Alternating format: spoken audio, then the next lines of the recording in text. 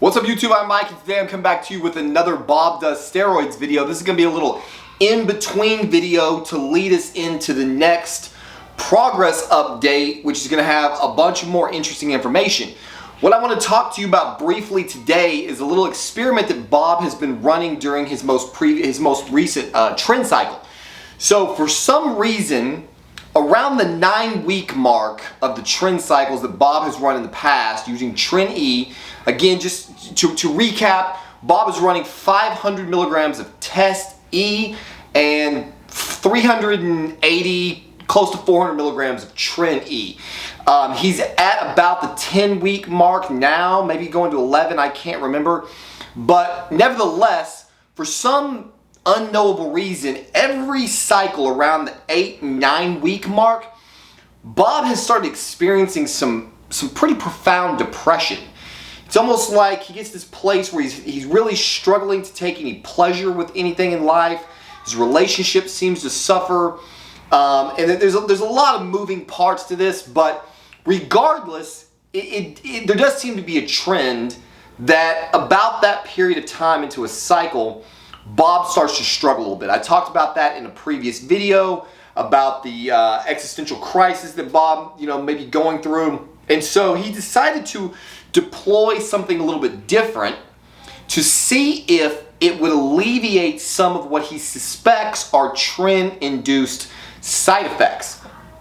The thing that he notices most acutely is that the only thing that seems to satisfy him during these bouts of depression is a lot of really intense intimacy with his girl. So cuddling, just a lot of touch. Like they tend to lay in bed a lot and just kind of watch TV and be, kind of snuggled up with each other. And that seems to be one of the few things that seems to alleviate this despair that Bob, will feel during these cycles. And then there are times where even that isn't enough. Bob started wondering if maybe the trend was affecting oxytocin in some kind of way, being that cuddling is a known factor for releasing oxytocin into the bloodstream, and that kind of intimacy seemed to alleviate some of the trend-induced depression. Bob started a little experiment over the last few weeks where he was using injectable oxytocin acetate to see if administering some exogenous oxytocin would alleviate those symptoms, and to determine whether or not he could connect the two. So he started using this most profoundly when the relief stopped coming from interactions with his wife. So Bob has purchased oxytocin, which is kind of a gray market thing. I don't think there's really any illegality to it, but it's not like you can, as far as I'm aware, it's not like you can just go find it on the shelf at a store somewhere. The typical way people use oxytocin for whether it's recreational purposes or some medicinal value is through the use of a nasal spray. What Bob got access to was little vials of oxytocin powder that you have to reconstitute in the same way if you were making HCG or BPC 157 or any other powder form peptide. And so Bob, I think the bottles are 2 milligrams per bottle. He diluted that with 3 milliliters of bacteriostatic water. And so 12 units is what he was treating, which is about 80 micrograms, I believe, of oxytocin acetate. He's administering this with an insulin pen, just going into the subcutaneous fat around the belly, like a little 30-gauge insulin pen. And there's been some effects. So that's what we're going to talk about real briefly. So Bob has used the oxytocin acetate along with his wife in identical doses. One of the things that Bob experiences that his wife does not experience, and I've read about anecdotally online, is that within about 10 minutes max of oxytocin acetate administration, Bob will suddenly start feeling a warmth come across his face right here. And then really rapidly behind that, an incredibly intense flushing of the skin, almost to the point of tingling. If you've ever taken a Viagra, very similar to the feeling of a Viagra, although probably more profound with the oxytocin acetate.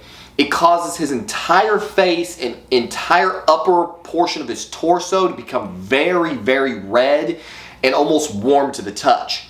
Bob also notices an increase in his resting pulse from around 85 beats a minute all the way up to as high as 110 beats a minute, just laying in bed.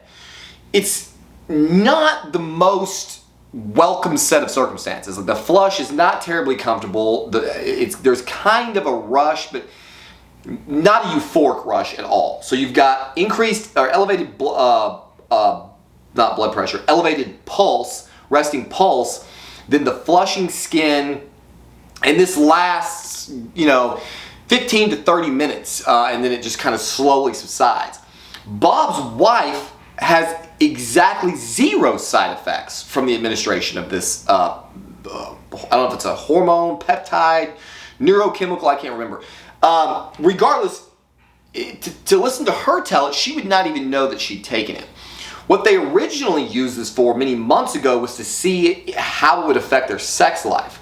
Bob is always fiddling with how he can optimize, the shit going on in the bed, and so they both were administering the oxytocin, then having sex to see if it created more intimacy.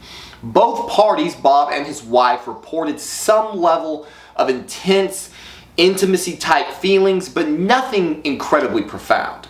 So really, it was not worth it. There wasn't anything special about the effects of the oxytocin for the purposes of sex or interacting, and so it kind of just went back on the shelf and was untouched for many months.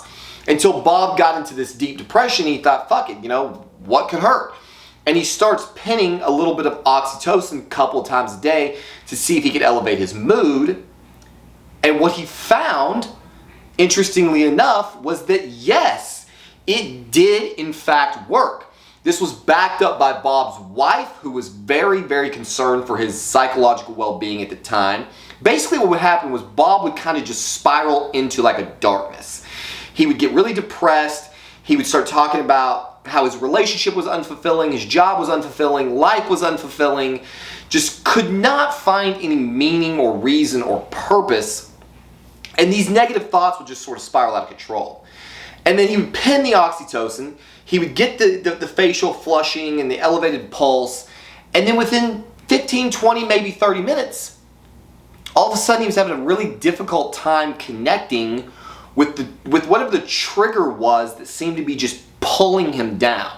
Whatever that trigger might be, whether it was something he felt like was missing in his relationship or some factor about the world he's living in, all of a sudden he's just having a difficult time connecting with this trigger, and following behind that was just sort of a sense of fuck it, not to the degree that like marijuana or Delta 8 might have. And so now that I mentioned that, please stay tuned, because the next video in this series is going to be about Trenbolone, Delta 8, and its effects on your sex life, which for Bob have also been quite profound. So if you're in it for some more sex type of Trenbolone videos, please stay tuned for the next video that'll be coming out in this series, which hopefully I can get out tomorrow or the next day.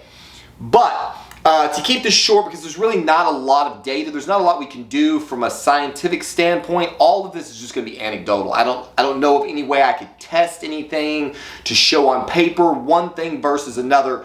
All I have to share with you, in case you were interested or curious, I know Vigorous Steve made a video talking about the use of oxytocin, although he applied it in a different way. He was using it pre-workout on leg days to see if that would increase his enjoyment of leg day, and I believe, if I remember correctly, he felt that anecdotally it did help give him a better attitude about leg day. And that was Bob's experience with the oxytocin in general. This was not something that was profound like a street drug, not something that, just blows your socks off and you're like, holy shit, this thing is amazing. It really just seemed to be a stopgap to kind of prevent him from going deeper into a miserable hole. It provided a little bit of relief.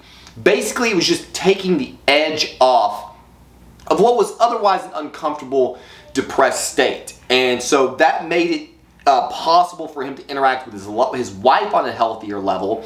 And I think it sort of took some of the pressure off her to try to lift him up while she's in this state of doing everything she can, trying to, you know, reason with this man who's just sullen, and then you add a little oxytocin to the mix, and now he's kind of got a grip on things, and then things progressively started getting better. And Bob is now to a point in this cycle where he's really, again, loving the effects of the Tren, really loving his workouts, and life has gotten substantially better over the course of the last couple of weeks. So I don't know what would cause that. I don't know if there's something magical about that 9-week mark and it just creates a funk, and if you just kind of ride it out, then it will go away. This is the first time Bob has pushed the Tren beyond 9 weeks. For this very reason. Usually it just becomes uncomfortable to the point where he doesn't want to do it anymore. This time he committed to trying to push it a little bit further and was really on the verge of pulling the plug again. So I'm happy to report that he's feeling much better psychologically. The calories getting back into the system after all the illness is obviously helping.